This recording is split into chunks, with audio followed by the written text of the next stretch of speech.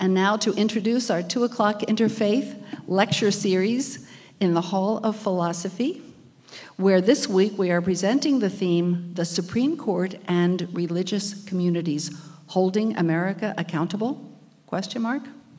Our distinguished guest today is the Reverend Dr. Jackie Lewis. Reverend Lewis is senior minister at Middle Collegiate Church in New York City, where she leads a 1,000-member congregation. Middle Church's diversity looks like the subway, but its legendary love feels like home. Jews, Buddhists, atheists, and Christians pack the sanctuary to standing room only capacity. Millennials and boomers, trans and gays, singles and families all call Middle their own. On Sunday mornings, gospel and R&B and classical music narrate God's creativity. Congregants stop wearing mascara because worship is often a mixture of the joy and truth found in therapy or in a Broadway show. Middle Church is a fierce voice for racial, LGBT, and economic equality. Reverend Lewis has taught countless congregations throughout the United States and in South Africa on how to build multiracial and multicultural congregations. Believing faith communities can lead the way to racial reconciliation, she co-founded a national conference, Revolutionary Love, to teach activists and faith leaders on how to advocate for racial justice in their communities and to build multicultural constituencies. Jackie Lewis earned her Master of Divinity from Princeton University and her PhD in Psychology and Religion from Drew University. She is the first woman and the first African American to be called as a senior minister in the historic Collegiate Churches of New York, founded in 1628. Yes, I said 1628. Dr. Lewis has hosted Just Faith, an on-demand television program on MSNBC.com, and she is a frequent media commentator. She recently completed the 6-city Together tour with best-selling author Glennon Doyle Moulton, Sean Korn, Valerie Kaur, Jennifer Randolph, and special guest Alicia Keys. Reverend Jackie is beautiful, as you can all see. But my grandmother always used to say, beauty is as beauty does. And that is truly the perfect description for Jackie Lewis. She does beauty as well as is. The title of her lecture today is Speaking Truth to Power When the World's on Fire. We are grateful to the Rachel Alice Miller Memorial Fund for providing support for today's interfaith lecture. The Department of Religion is enormously pleased to welcome Reverend Jackie to this podium, and so I ask all of you now to join me in expressing our great pleasure that she and her husband, John Janka, can be with us for this week's important conversation. Please welcome Reverend Dr. Jackie Lewis.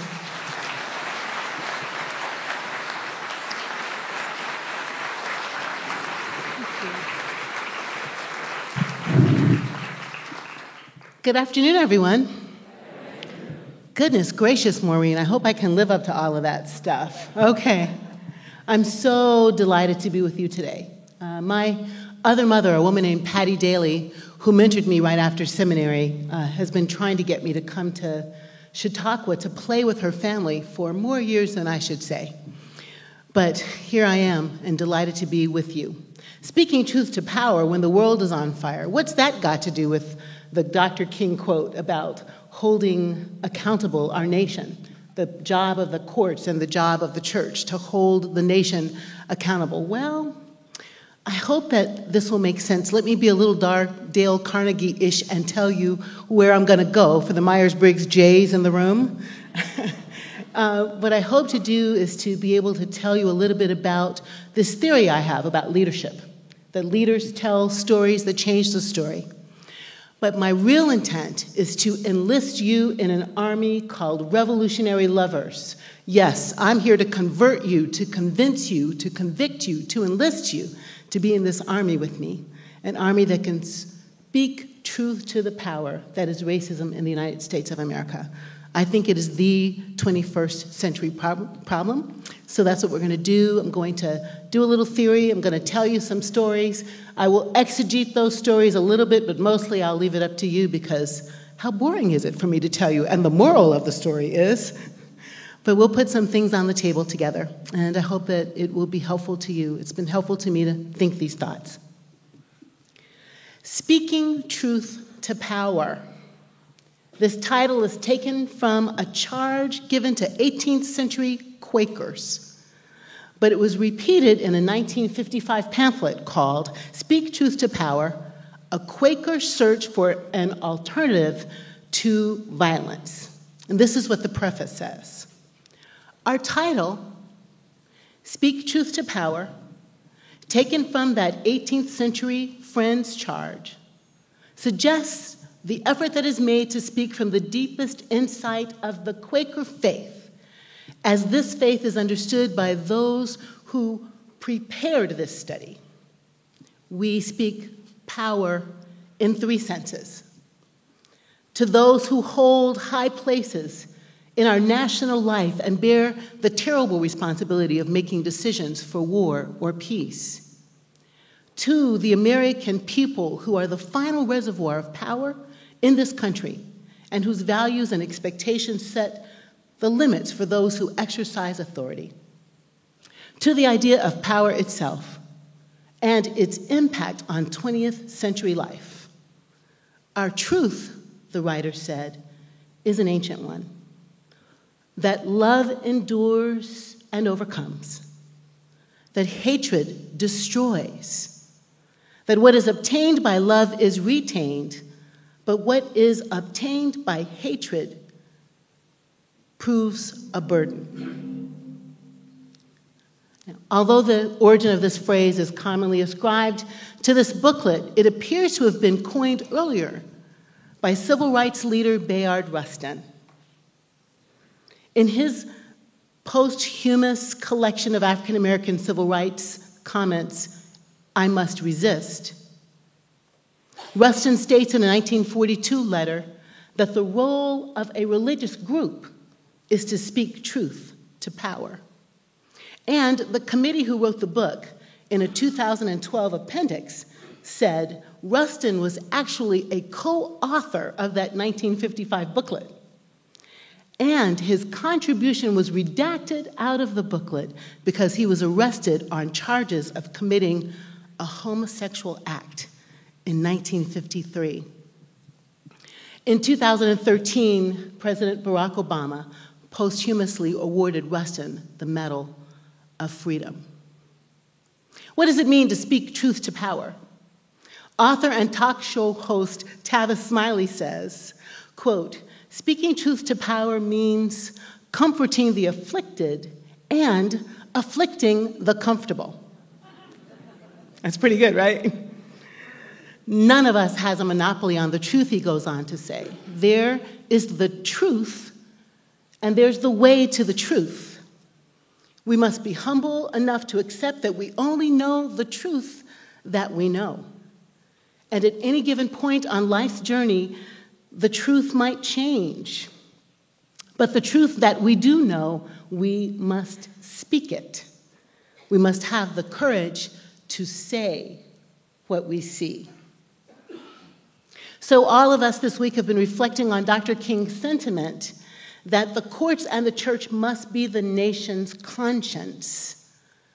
I believe strongly that we who believe in freedom must be the conscience of our nation.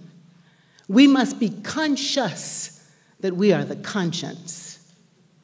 We who are leaders are called by God to do a bold new thing on the earth, which is for me no less than creating not the American dream, but God's dream for America and God's dream for the world. Now, if I asked all of you, and I were in a smaller group, I would, what does that look like to you? You would tell me, but I have the mic. So I'll say a few things that I think are what that dream is that we find in God's word. Life liberty, freedom from captivity, sight when we are blind, the pursuit of happiness or joy, meaningful work, wellness, health, and healthcare, well-being, fairness and equality, safety. Don't you love that prophecy in Zechariah? Zechariah chapter 8. I never read the book of Zechariah until I heard Jim Forbes preach on it. Maybe you guys are better than I am, but I came late to that book. But that beautiful picture in Zechariah of a healed and whole world in which old people, it says, once again sit in city streets with canes, and children are able once again to play in those streets. Or John's Revelation, in which there's a city with a river running through it. And on either side of the river are trees, and on the trees are leaves for the healing of all the people. These visions are God's dream. And they translate today to things like education and a living wage, a time and a place where everyone has enough. So this is God's dream and God's promise articulated through the prophets and through Rabbi Jesus, whom we also happen to call the Christ. A dream that caused Jesus to have a temple tantrum because God's household, God's economy, was supposed to be a house for all the nations, and it was not. So what I'm really here to talk about today is morally courageous leadership. Leading with moral courage, the moral courage that Dr. King expected from the highest court and from the church. I believe the highest court and the church is made up of individuals like us. Remember, this is the church and this is the steeple, and open the door and there's all the people. We are the church. We are the morally courageous leaders of this land who are called by God to demand that God's dream be reality for God's people in all the ways, in every way that we can. And so I'm talking about individual courage.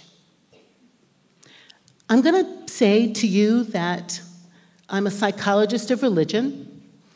And that means we studied a bunch of ways that human beings become human beings. Almost all of us studied Erik Erikson. You take a child in the jungle or a child in Manhattan, and they're going to roll out into human beingness in 8 stages of development, right? We did that. Or you take Freud, and he says everything boils down to sex and death. That's sex and death. And that makes a good movie, but I don't know if that's the best theory about human development. I love the object relations people who say that human development is about the relationships we have. Do you guys know that? Winnicott? And the idea of good enough care, good enough parenting. If we just hold our children well enough, good enough, in a container that is good enough. First our womb, then our arms, then the playpen, then the space between us and them in kindergarten, or the car and the curfew. Human beings become human beings in containers. But I think I'm most excited about thinking of human development as a narrative process. We are the product of the stories told to us, about us, for us. Stories like ethnicity, or national origin, or gender, or sexual orientation, or religion. I'm in a mixed marriage. My husband is a United Methodist minister. And so, I'm a Presbyterian. So we've got different stories of religion. Things like birth order, right? These stories overlap, intersect, and shape us and help us become who we are. And the reason I'm excited about that is because I think not only about our individual development, but our corporate identity. If that's based in stories, then that means we can change the story. And if we can change the story, I think we can heal ourselves. That's why we go to therapy. That's why some of us go to therapy. That's why we go see our spiritual director. That's why we're people of the book. That's why we stand behind pulpits and lecture thingies. What's this thing called? Podiums. So we can tell the stories that change the stories. Emotional intelligence psychologist Howard Gardner says leaders tell compelling stories that change the stories that already exist in the minds of followers. Leaders tell stories that change the stories that already exist in the minds of followers. He studied 11 leaders, including Margaret Thatcher and Gandhi and King. I don't think he studied Jesus. But if he had, he would have found a great storyteller, changing the stories in the minds of followers. So here's some short stories. Statistics are the shortest stories I know.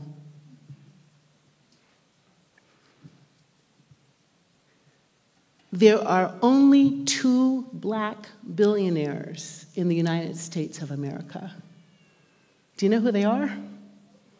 Oprah Winfrey and Michael Jordan. 2 black billionaires in the United States of America compared to white ones, 500 white billionaires. Now that's just a weird money stat I'm giving you, but let me boil it down to those of us who are not billionaires. In 2014, the median household income for whites was $71,300 for a family of 4, $71,000 for a family of 4, compared to $43,000 for a family of 4 African Americans. And if we think to ourselves, maybe that's got something to do with education, for college-educated whites, the median household income was $106,000 compared to $82,000 for a black family with the same college stat. In 2013, white households in the United States, talking about wealth now, wealth meaning everything we own and all the stuff in our bank accounts minus our bills, wealth.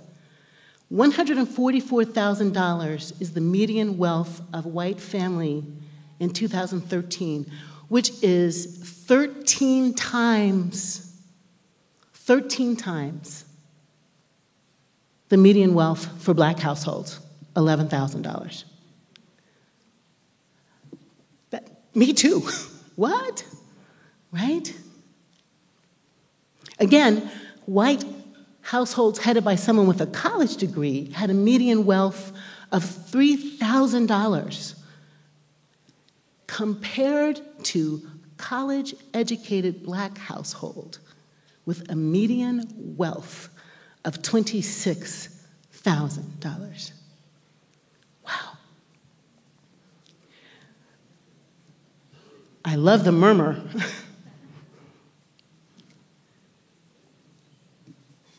Yeah? Got it? Did I flip it? Okay.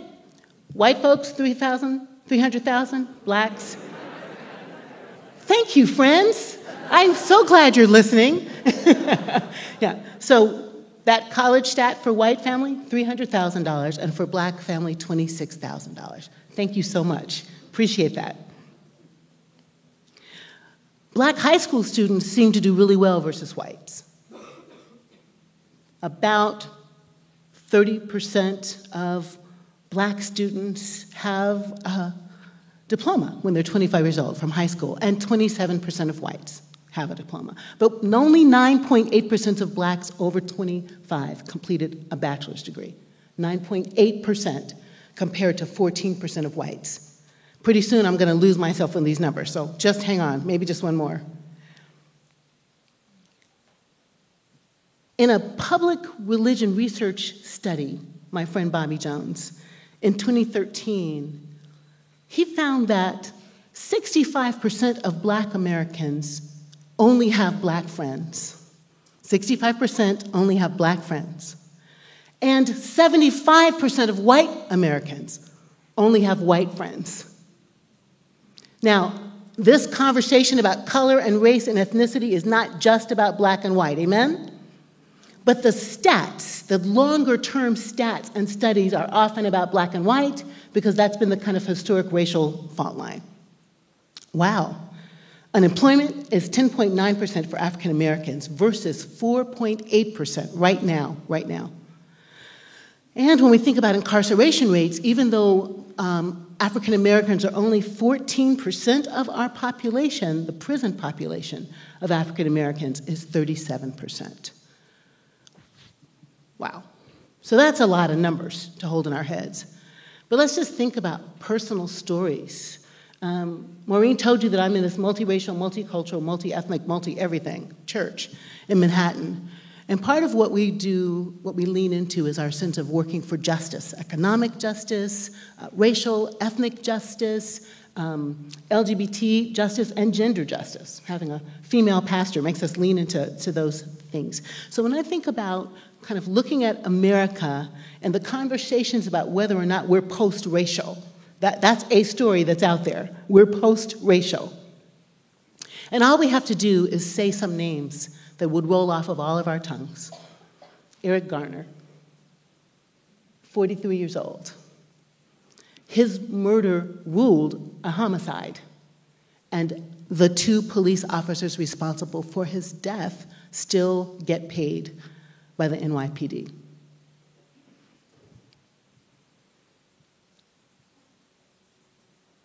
When we think about Eric Garner, Michael Brown, Sandy Bland, Nakia Boyd, a little girl who was shot to death on her grandmother's couch when the police broke in to arrest someone. The list is on and on and on and on, and it breaks my heart to even remind myself of these stories. Her name is Aiyana Stanley Jones. Can you say her name with me? Aiyana Stanley Jones, 7 years old. A Detroit SWAT team broke in and killed her by mistake. When I talk about Black Lives Matter in my multiracial, multicultural, committed to anti-racism work, at first those words were jarring. Why do you say Black Lives Matter, Pastor Jackie, when all lives matter? Well, Black Lives Matter is actually a question, not a statement. Do Black lives matter? Do Black lives matter as much as white lives when the income gap, when the wealth gap, when the incarceration gap, when the infant mortality gap, when all of those things are made to equal, then I think we can say Black Lives Matter, amen? And so this is work we're called to do, is to think about what confronts our nation. This hashtag turned movement is, for me, a question. Why? Because racism in America is a virus. It is a virus that infects most of us and impacts all of us. It's tenacious, this virus. It's resistant to treatment. And we often deny we have it because it makes us feel, here's a good intellectual word for you, icky, and ashamed, and embarrassed, and guilty.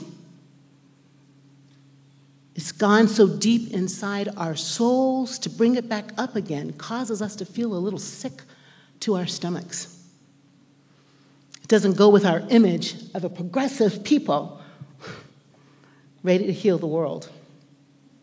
And as a nation, we make strides toward a more perfect union only to watch the virus mutate again. We elected Barack Hussein Obama. Yay! I'm clapping. Right? We did that. We did that. And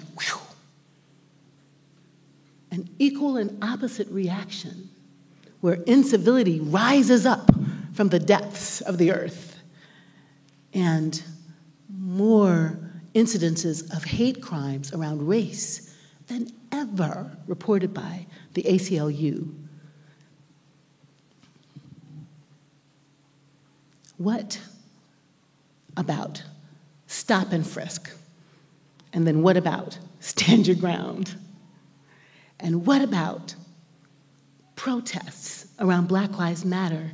And what about violence against police? And what about violence against the citizens? It just seems like a kind of horrible quid pro quo. First these gains, and then these losses. And we're seeing that playing out right now in the political sphere. I mean, nobody wants to say it. But this health care battle, I mean, is it really that the Affordable Care Act is so terrible? It's not perfect. But is it so terrible, or is it that our politicians must keep promises that they made on the election trail? And must they keep the promises they made because they were absolutely intent to roll back any strides made in those last 8 years?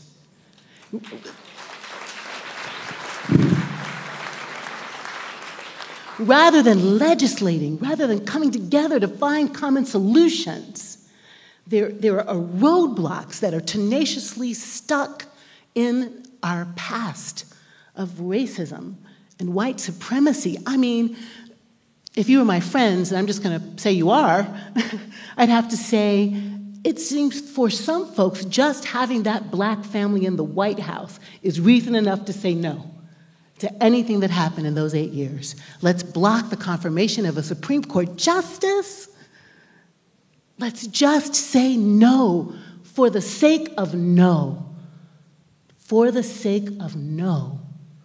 Because we have to say no to what feels to some people like a zero-sum game. People of color can't make strides because somehow that makes white people lose power.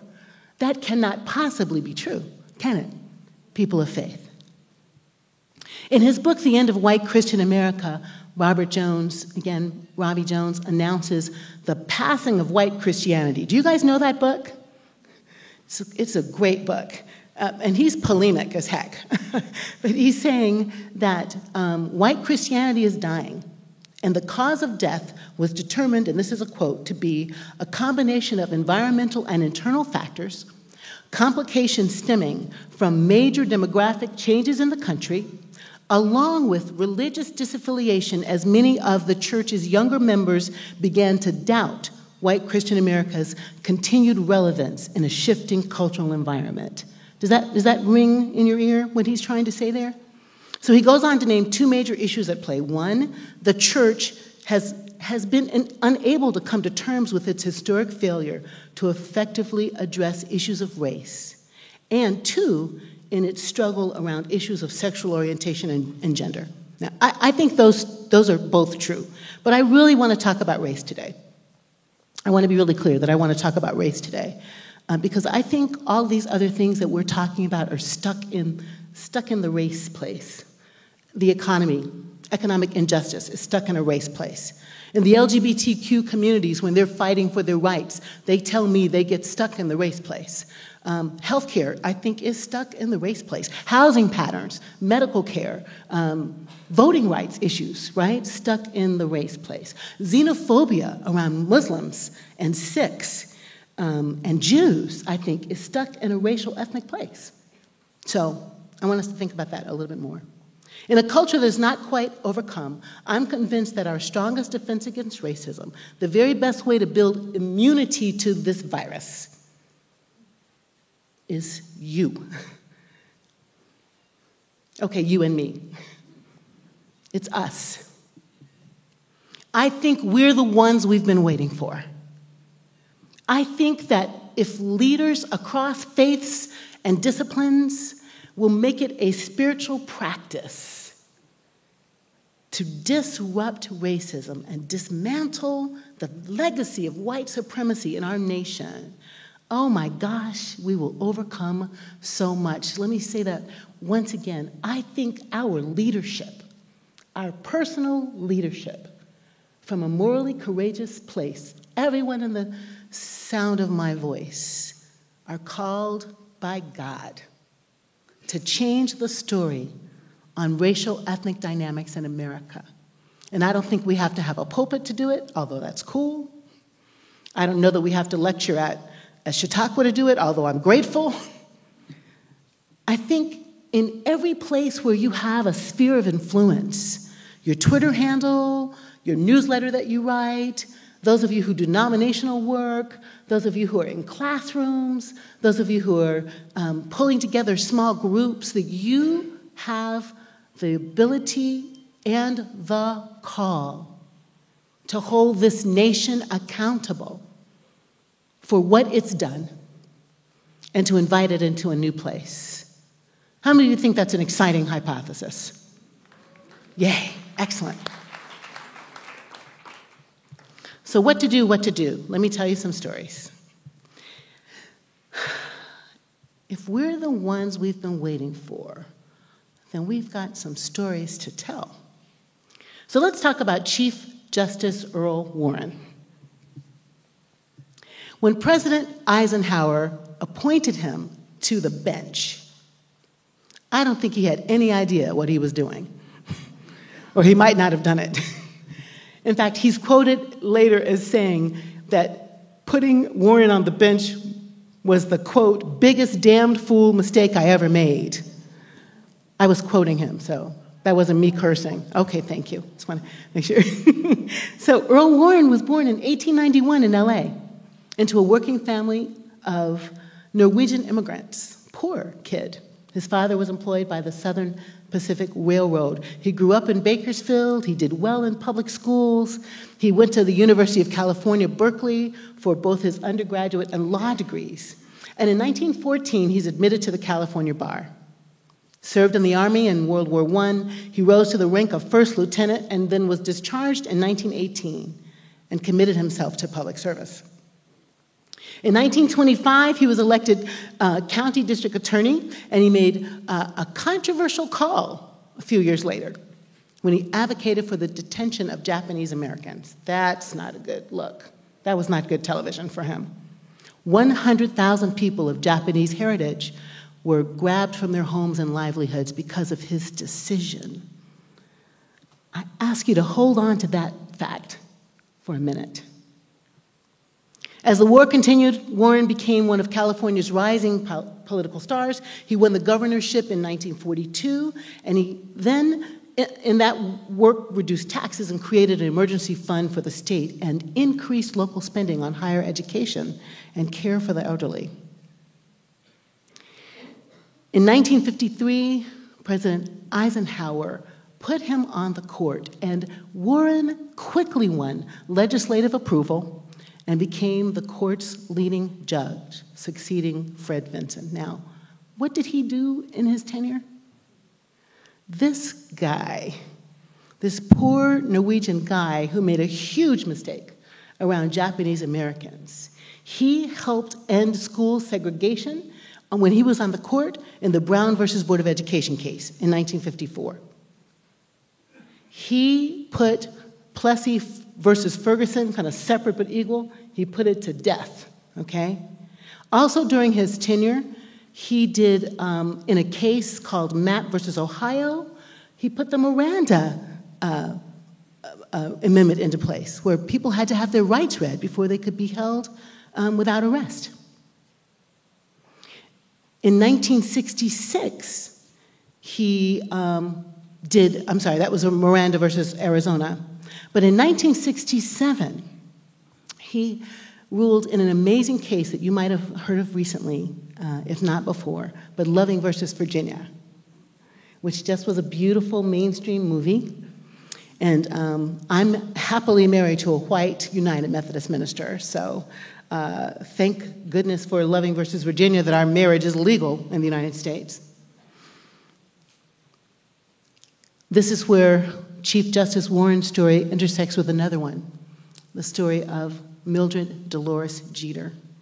Born in 1939 in a small town called Central Point, Virginia, she and her family mixed with Native Americans and whites and black. In fact, she was a mixed race person whose family became friends with a little boy named Richard, 17 years old to her 11, when they all sang together, played together, hung out together.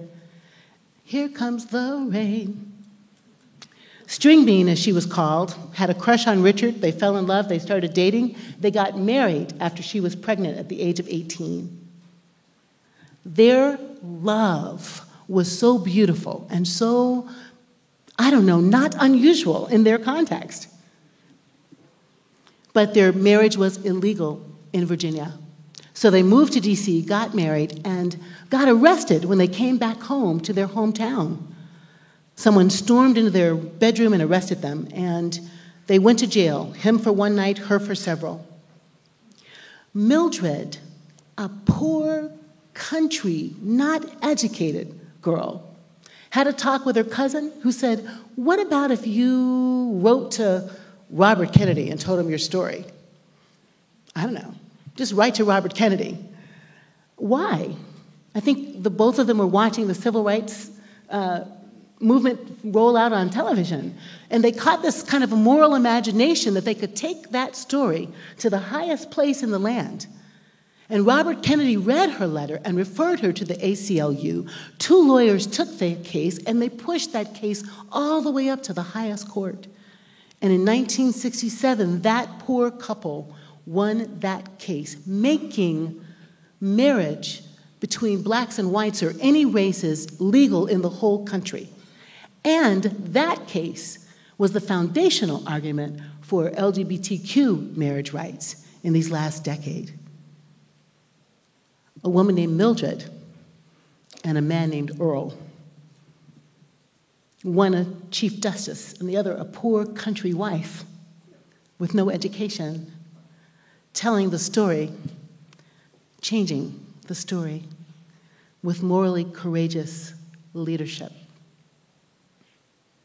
I want to tell you another story, one that's a little closer to home. How many of you know Simone Campbell? Do you know who Sister Simone Campbell is? Have you heard that name? She's one of the nuns on the bus. She's a lawyer. She's a nun. She's so super smart. And the network, which is their organization, is not only a 501c3, but a 501c4. So their business is lobbying. And what they do is they get on buses and they travel all around the United States collecting stories of real people, real girls who someone attacked them and they got pregnant and they need an abortion and they can't have one in Texas, or so they have to drive like several states. Real stories of maybe a woman on life support and money running out and her family has to make a tough decision. Real lived stories of real Americans wrestling with healthcare, or wrestling with immigration issues, wrestling with racism in America. She's a compelling force. She's a force of nature. And a few weeks ago, when this healthcare debate heated up once again, Simone made a call to 12 of us who are in a fellowship called Auburn Senior Fellows. Such a creative name. Auburn Senior Fellows is the name of our fellowship. She made a call to us and said, "You've got to do something right now, and now is the time." And so William Barber, Reverend Dr. William Barber, yeah, right? Woo! He's in our fellowship too. He is a giant of a guy, a big heart, and a big, big fella. Dropped everything he was doing so he could get on a plane and get to Washington, D.C. to stand up with Simone Campbell. And so 2 weeks ago, it was Dr. Barber and Dr. Tracy Blackman from Ferguson and Jennifer Butler of Faith and Public Life and Simone Campbell all pulling together to do an action in the nation's capital to turn the light on this healthcare debate. And they were beautiful. They were arrested, they got good media, they pushed and shoved the story around. And then Dr. Barber called a bunch of us and said, "I'm done, it's your turn." Okay, thanks. So it's my turn. It was my turn to change my schedule and cancel my meetings and get to DC and take some of my team with me and go down there to do an action about healthcare outside of Mitch McConnell's office was our plan. Now let me tell you something. I'm 58 years old, and I've been an activist since I was a teenager, marching for hunger, working with Cesar Chavez. I have never been arrested and frankly never felt called to be arrested. That seems like it's someone else's job. Thank you very much. But it was my turn. It was my turn to put on my stole. It was my turn to stand outside with the cameras on us and speak a little bit about how healthcare is a human right, not an entitlement. My turn to keep talking past the policeman's first warning. This is your first warning, they tell you. My turn to stand there kind of nervous because the people I've seen be arrested, that wasn't really a pretty look. This is your second warning. My turn to stand there with two rabbis, one who had flown from LA to stand in the number, to stand there with an atheist who believed in justice, and to stand there with some UU clergy, an African-American clergy, and finally to have this policeman say, come here and pull me out of the crowd and put those plastic handcuffs on you that look a little bit like garbage bag ties, but believe me, they hurt. Okay, my turn to go to jail for a few hours, but to be sprung with a $50 payment. I came back from that action totally on fire, looking across the nation at blacks and whites and Latinos and Asians and clergy and lay people really working together, pulling together in the same direction. Oh my God, my heart was on fire. So I took the fire back to church and preached a sermon last week on leadership. My lay people stayed for a conversation on leadership after worship. And after that, 12 of them signed up to go to DC. One man named Ishmael Houston Jones, who's a dancer, an African-American guy, 60-something, says, I've always been on the sidelines of these things, you know, and now it's time for me to jump in the middle. And jump in the middle he did, on a bus at 4 o'clock in the morning from New York to DC, down to an action in DC where they carried a coffin to show that this thing was about death. And they were arrested, and it wasn't so smooth for them. We're turning up the actions, and so they're turning up the response. But he went because he felt called to lead. Leaders tell compelling stories that wrestle with the stories already in the minds of followers. What story will you tell, my friends? Right in your own context. Right where you are, at home, at work, at the dinner table, at the Presbytery meeting, or at the Methodist Council. What stories will you tell that change the story? I'm wanting to enlist you in an army called Revolutionary Love. I'm wanting you to do 1, 2, maybe 3 things to get equipped for this battle for the soul of our nation. Will we be the land of the free, the home of the brave? Will we be the place where our preamble stands up and historically shouts out, yes, we're responsible for the welfare of the people? Will we be a place that keeps its promise of liberty and justice?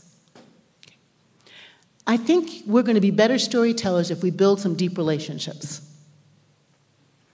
Build a relationship with someone who's other.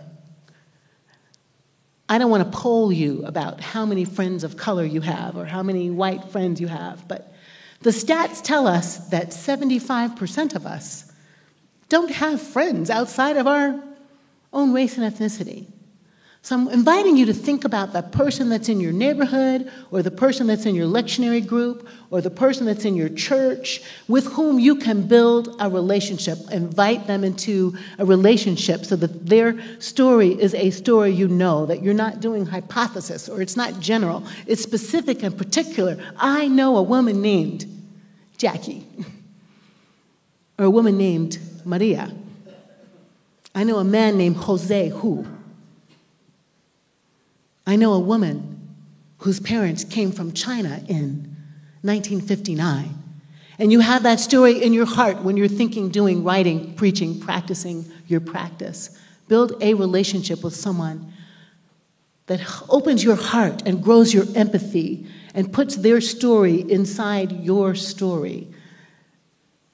2, maybe you'll convene a small group of people to talk about race. It needs to be talked about, doesn't it? And sometimes talking about race can be hard, but we have resources on my website at middlechurch.org, and we can find there ways to get started. For example, maybe you don't say, "Hi, Mildred, let's talk about race." Maybe you say, "Hey, Mildred, let's read Ta-Nehisi Coates' book, Between the World and Me, and let's talk about the book." Or let's go watch I'm Not Your Negro, James Baldwin's beautiful new biopic that's out. Or maybe let's get Junot Diaz to come and talk about one of his novels. Put together some people who will use art or other texts to put the text of race right in the middle of a conversation with a little less threat, a little more openness. Let's just talk about it a little bit. 3, how many of you still preach? Not as many as I thought. How many of you write? Blog, teach? Okay. What are the commentaries? What are the points of view that you wrestle with as you do that kind of work? I'm saying let's open up our library. I love the big, fat, green commentary. You know the one I'm talking about? Love it. But sometimes I need to read something by Renita Weems or, something by James Cone or something by Katie Cannon that just says, oh, wow, here's another way. Here's another way to think about how these stories impact us. Miguel de la Torre is a beautiful Latino writer, professor out at Iliff Seminary. He never calls God usted, which is the formal Spanish. He says Latino people call God tú, which is the informal you. And that right there says volumes about how they think about God. Yeah? So when I have Miguel de la Torre on my shelf, I'm thinking about God, less as out there formal other and more as inside buddy, friend, amigo. So make a close relationship, maybe set the table for some conversations about race through art, open up the ways we use resources to give ourselves another view about who God is. And I need to close, but I want to just remind you that I came to get you. I came to get you.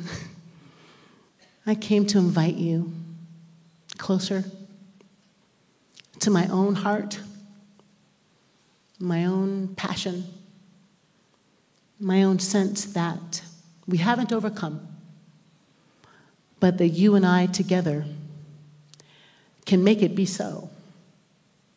These are hot mess times. Hot mess times. And we are the ones we've been waiting for to speak truth to power. June Jordan wrote a really beautiful poem to South African women, especially who were protesting the use of passes for black folks in South Africa. At the United Nations, she shared this poem, August 9, 1978. Our own shadows disappear as the feet of thousands, by the tens of thousands, pound the fallow land into new dust, that rising like a marvelous pollen will be fertile, even as the first woman whispering imagination to the trees around her made for righteous fruit. From such deliberate defense of life as no other still will claim inferiority to any other safety in the world. The whispers too, the intimate to the inmost ear of every spirit now aroused, They, carousing in ferocious affirmation of all peaceable and loving amplitude, sound a certainly unbounded heat from a baptismal smoke, where yes, there will be fire. And the babies cease alarm as mothers raising arms and heart high as the stars so far unseen, nevertheless hurl into the universe a moving force, irreversible as light years traveling to the open eye. And who will join? Who will join the standing up? And the ones who stood without sweet company will sing and sing back into the mountains and, if necessary, even under the sea. We are the ones we've been waiting for. The world is on fire. This is me now. With hatred, derision, and violence, and at the same time, there are beautiful people like Sister Simone and William Barber and Jen Butler and Gene Robinson and Rabbi Sharon Brous. Beautiful people doing amazing acts of kindness and charity and resistance. They're speaking truth to power with their words, with their bodies, and with their very lives. You and I, we are those people also. We're the ones we've been waiting for. And though we haven't quite overcome, deep in my heart, I do believe that we shall overcome someday. Here's a little music for you written by my friend, actor Titus Burgess. That's not the music.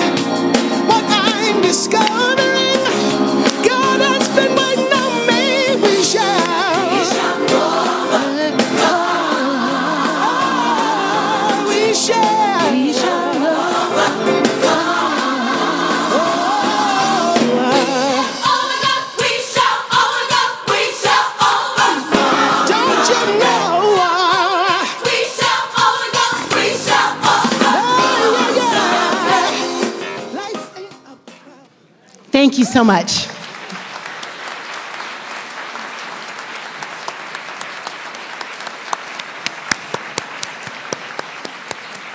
Reverend Jackie, your words will help us to overcome. We are so grateful you came to get us.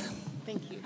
And to recruit us into your revolutionary love. And we thank you for reminding us to be the conscience, to tell the story, to change the narrative.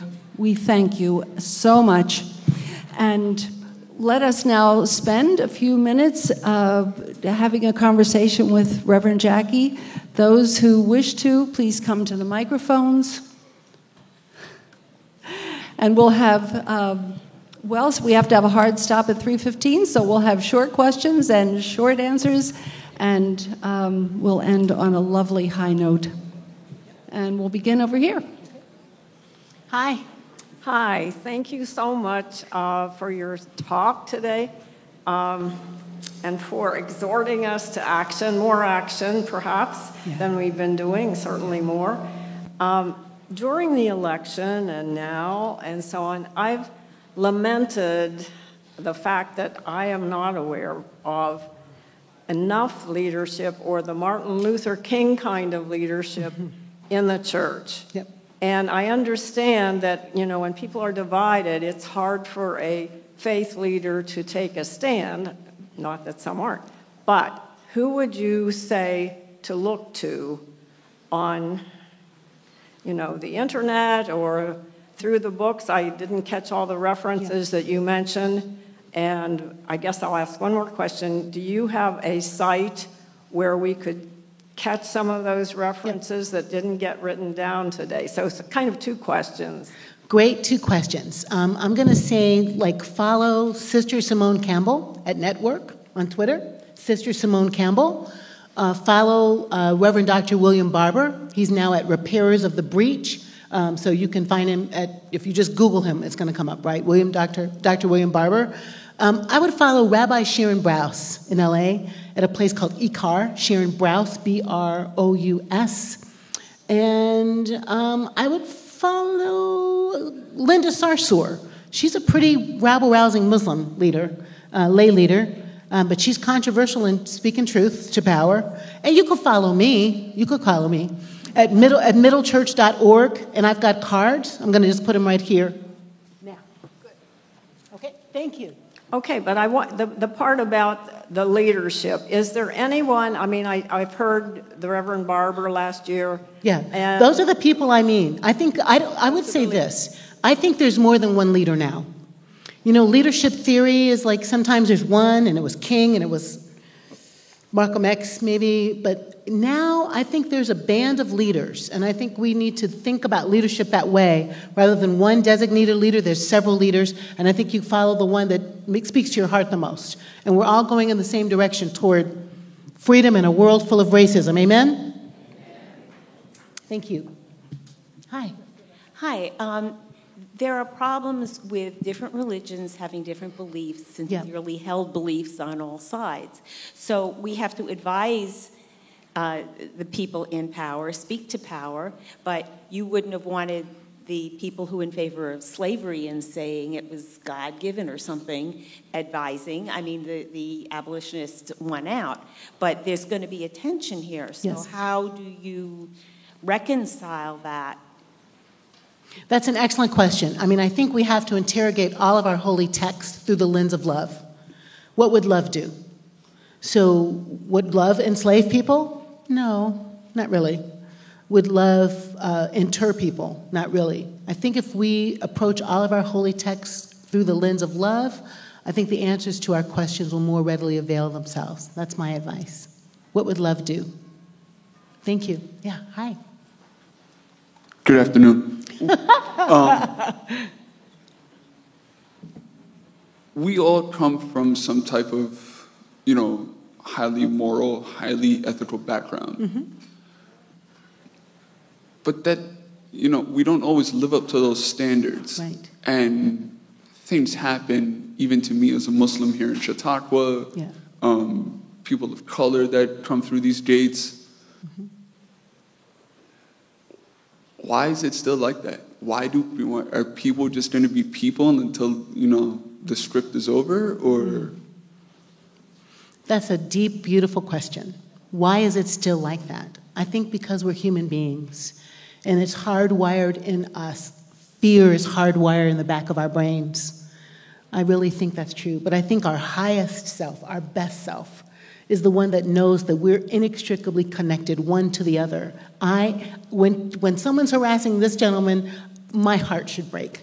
When someone cuts my sister right here, I should bleed. That is what it means to be a human family of love. And I think that's what we're called to. And I think we're on our way, and I think it's because we're on our way that there's such a resistance.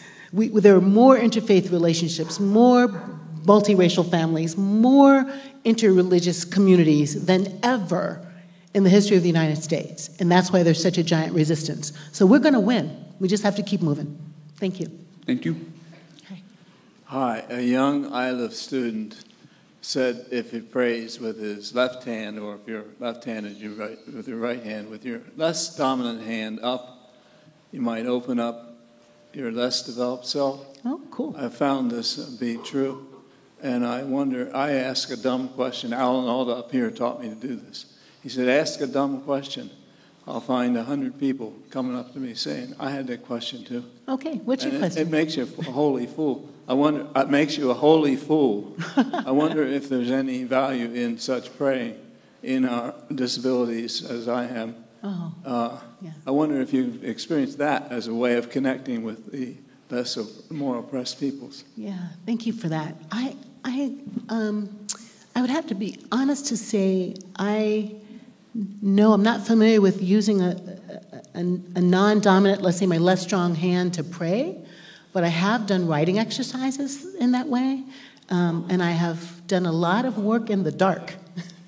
You know what I mean? Yeah, so I think it's true. I think the beautiful underdeveloped parts of our Myers-Briggs type, the beautiful underdeveloped parts of our psyche, are waiting there as resources. There's a thing called the Johari window, right? What's that that's obvious to us? And then that which isn't obvious to us. And this part of us, when I do small group work, I'm talking about when have you been othered? When have you felt vulnerable?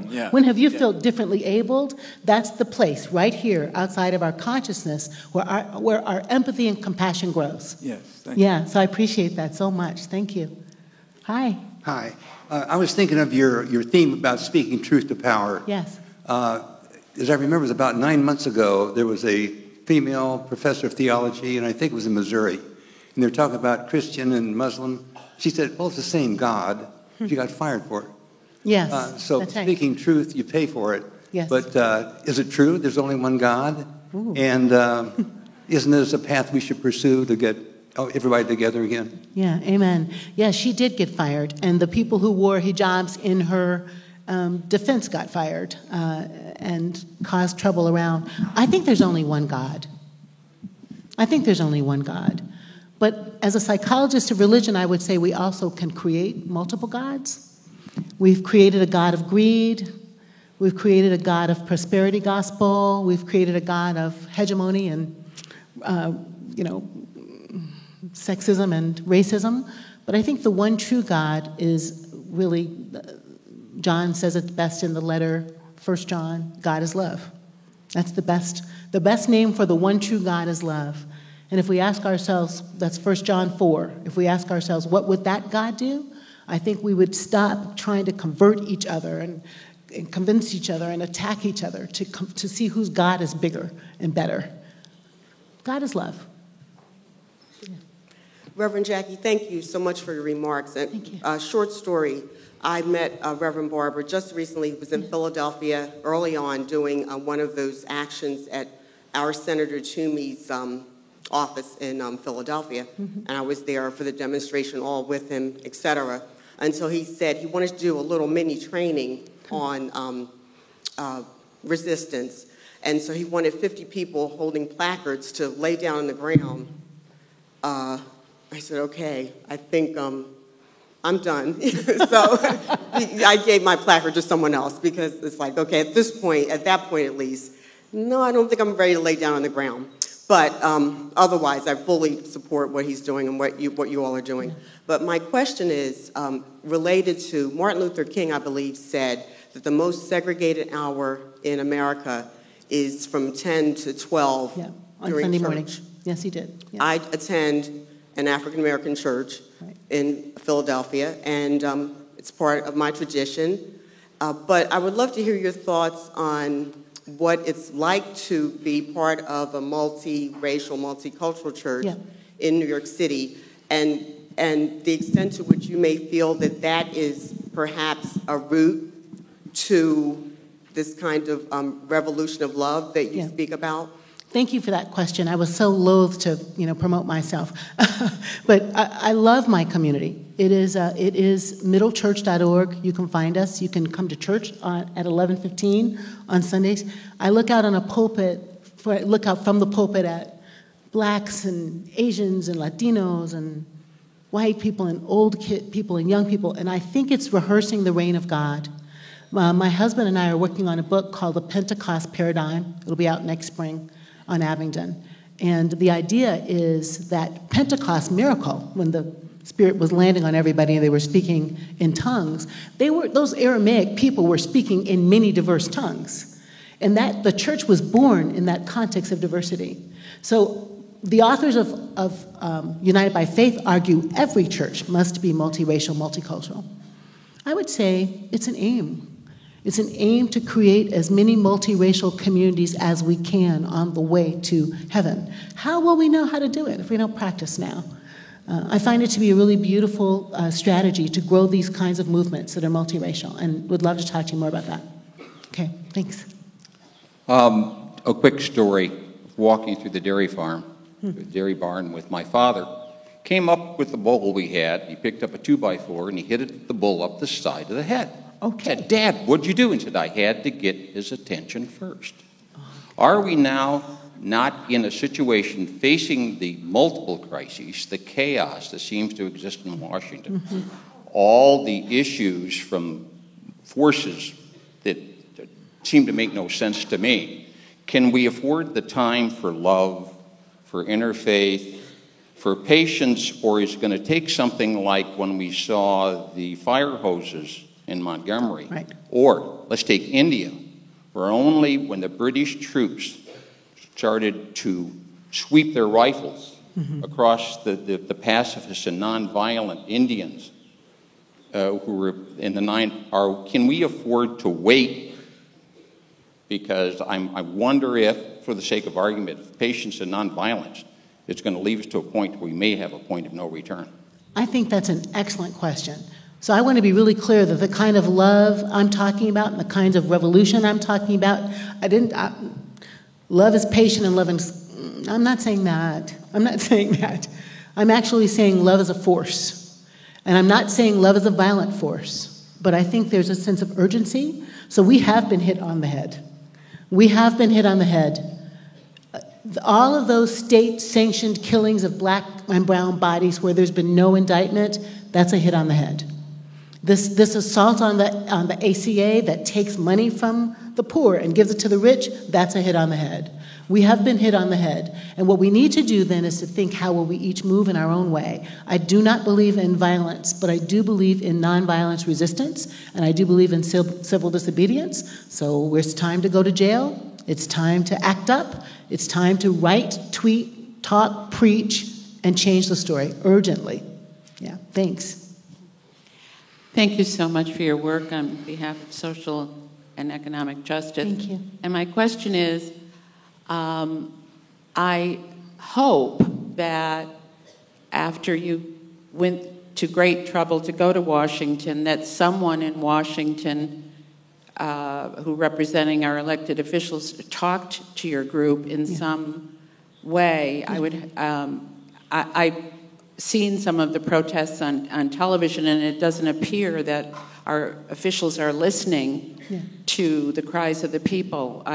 Were you able in any way to talk to anyone there? Thank you so much. Yeah, there were simultaneous things happening at the same time. So some of us were outside the office, talking and speaking, and others of us met with the officials. They met with Schumer, they met with, McConnell. So yeah, we haven't met with the president, but lots of people are meeting. And a petition just went around on Groundswell platform. You can find that at middlechurch.org, You can sign that platform. We're sending that electronically to the president tomorrow. So I think our voices are getting through. And by the way, 47 Democrats and 4 Republicans last week had said no to this thing.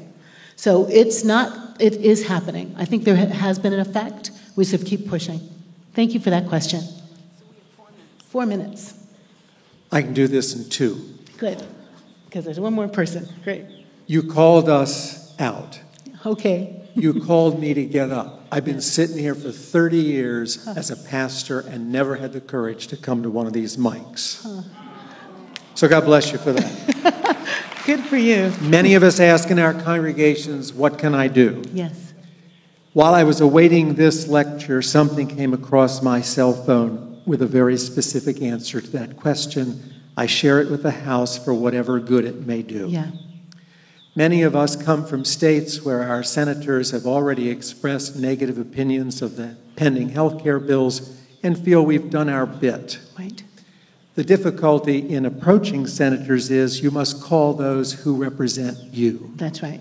That's right. So the request that came across my email was for some of us who do not live in states where that support for a more generous health care plan is in question, have been asked to call states and senators where movement is possible. Yep. And specifically, I stand here to ask the House if there's anyone here who lives in the states of either Ohio or West Virginia, please call your senators and tell them to vote consistently no to the diminution of American health care.